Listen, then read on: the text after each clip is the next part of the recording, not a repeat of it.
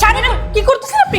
Madam sari খুল বলতেছি, শাড়ি খুল। তারা কি করতেছেন? এত কথা বলার সময় নেই। কি করতেছেন? চুপ। কি করতেছেন ম্যাডাম আপনি? তুই এখান থেকে যা। কি করতেছিস পরে তুই দেখতে পারবি, তুই এখান থেকে যা।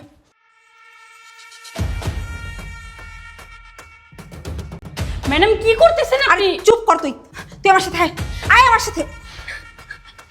একদম চুপচাপ এখানে দাঁড়িয়ে থাকবি, একটা কথা বলবি না, চুপচাপ দেখ আমি কি করি। চুপ।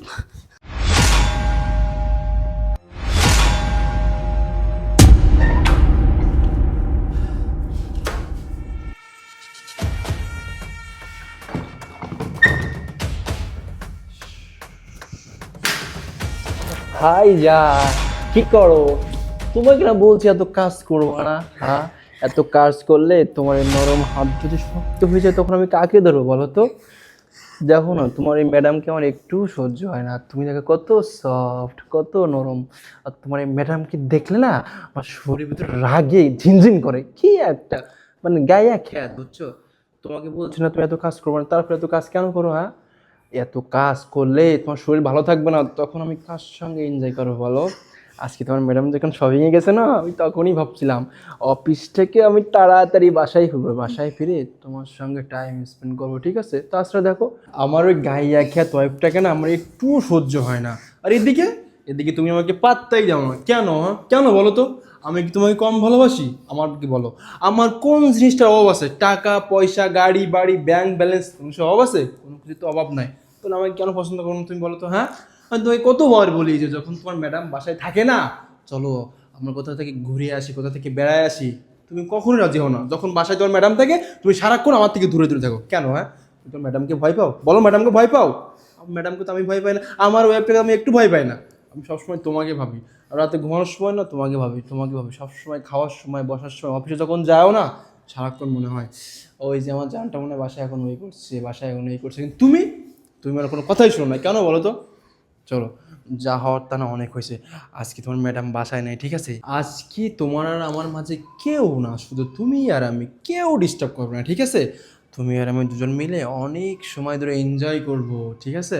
আর শোনো, তুমি যদি চাও তাহলে আমি তোমাকে বিয়ে করতে পারি। একবার ভেবে দেখো, তুমি যদি আমাকে বিয়ে করো তাহলে কি তোমার এই কাজের মেয়ে হিসেবে থাকতে হবে? তুমি থাকবে রাজরানীর মতো, তুমি থাকবে আমার ওয়াইফ, মানে কি যে বসের বউ। তোমার সম্মানটা কোথায় থাকবে বুঝতে পারতেছো একবার? সারা জীবন তুমি পায়ের উপর পা তুলে খেতে পারবে, মানুষের বাসায় গিয়ে এত কষ্ট করে কাজ করা লাগবে না। কিন্তু তুমি তো শোনোই না আমার কথা। শোনো না জান, আজকে চলো, আজকে আমার দুজন ইচ্ছা মতো একটা রোমান্স করি, চলো না?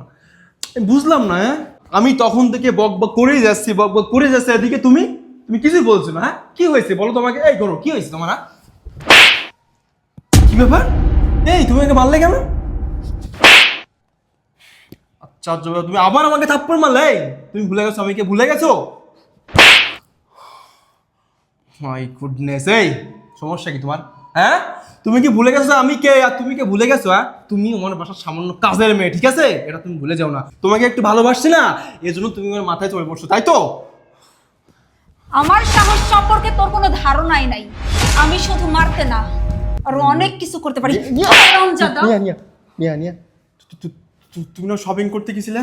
হ্যাঁ, আমি শপিং করতে গেছিলাম, এটা তোকে বলছি, কারণ তোকে হাতে নাতে ধরবো বলে কাজের মেয়ে আমাকে সব বলেছে।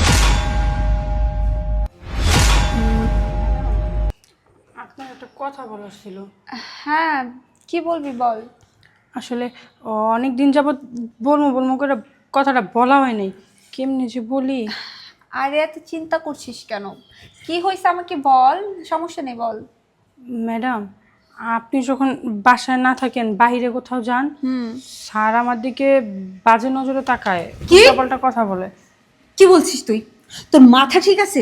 তুই ভেবে বলছিস যে তুই কার নামে মিথ্যা ব্লেম দিচ্ছিস? সে আমার হাজবেন্ড, আর আমি না আমার হাজবেন্ডকে খুব ভালো করে চিনি, আমি তাকে অনেক বিশ্বাস করি। সে কেন এই ধরনের কাজ করবে? ম্যাডাম, আমি কোনো মিথ্যা কথা কইতেছি না, যা বলতেছি সত্যি কথাই কইতেছি। স্যার অনেক দিন যাবতই আমার দিকে বাজে নজরে তাকায়, উল্টাপাল্টা সব কথা যে বলে, কি বলবো ম্যাডাম।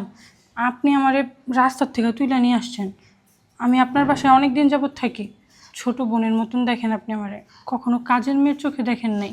আমি কেন স্যারের নামে মিথ্যা কথা কইতে যাবো? ঠিক আছে, বিষয়টা আমি মাথায় রাখবো।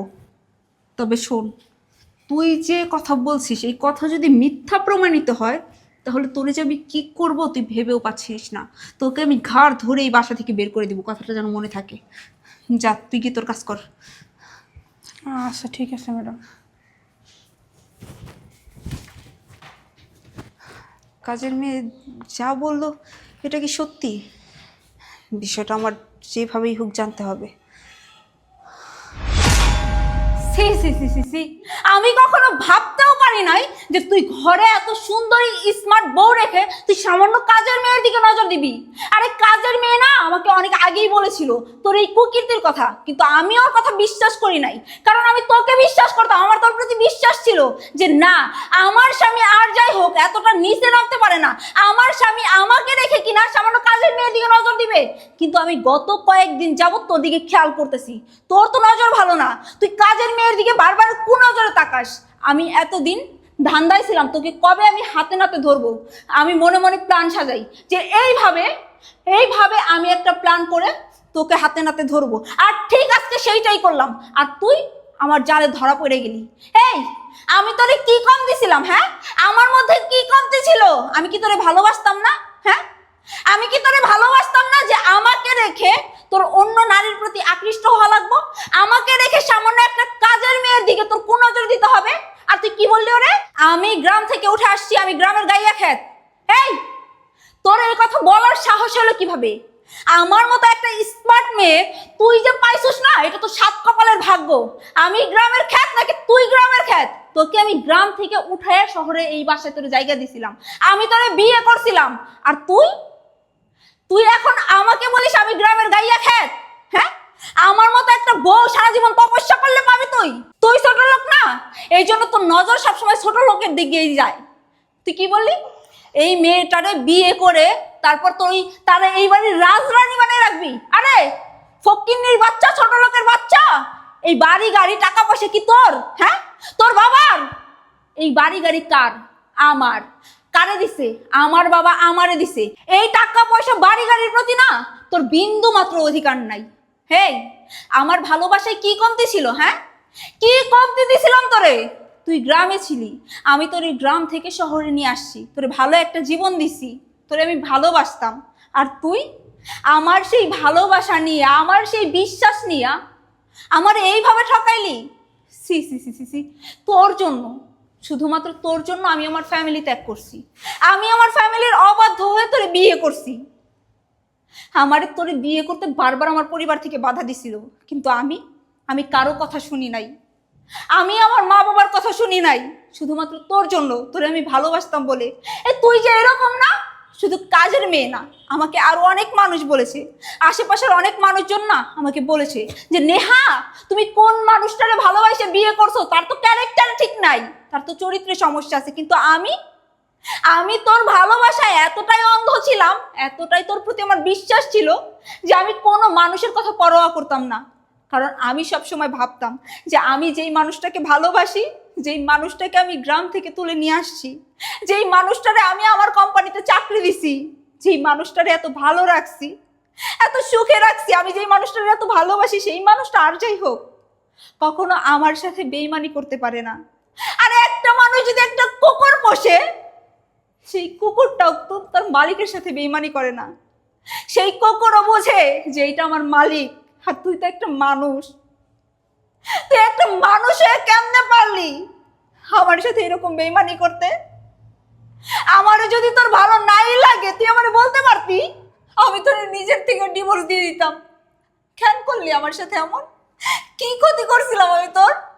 আমি এত কষ্ট করে মাথার ঘাম পায়ে ফেলে পরিশ্রম করি, টাকা ইনকাম করি, আর তুই আমারটা খায়া আমারটা পয়রা আমার সাথে এত বড় বেইমানি করলি। বুকটা কি একটা বার কাঁপলো না?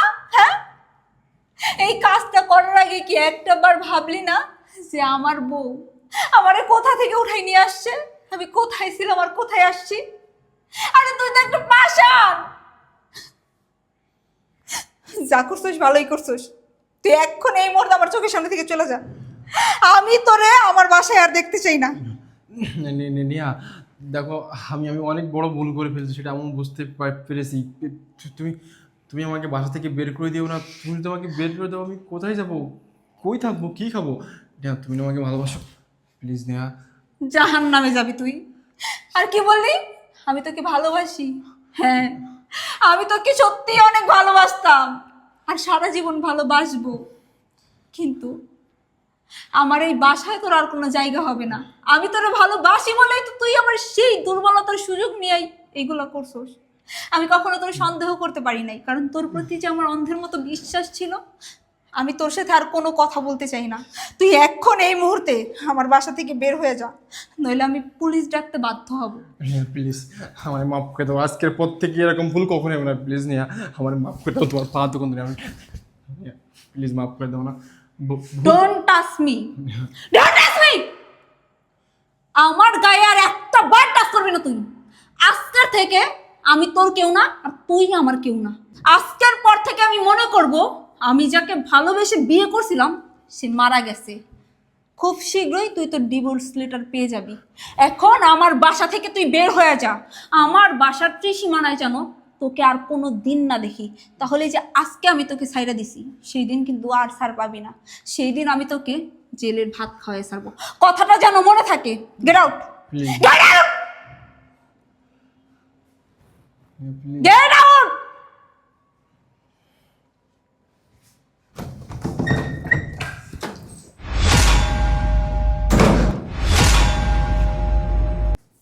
লিজা, এদিকে আয়। ম্যাডাম, দেখছেন, আপনি তো আমার কথা বিশ্বাস করতেছিলেন না।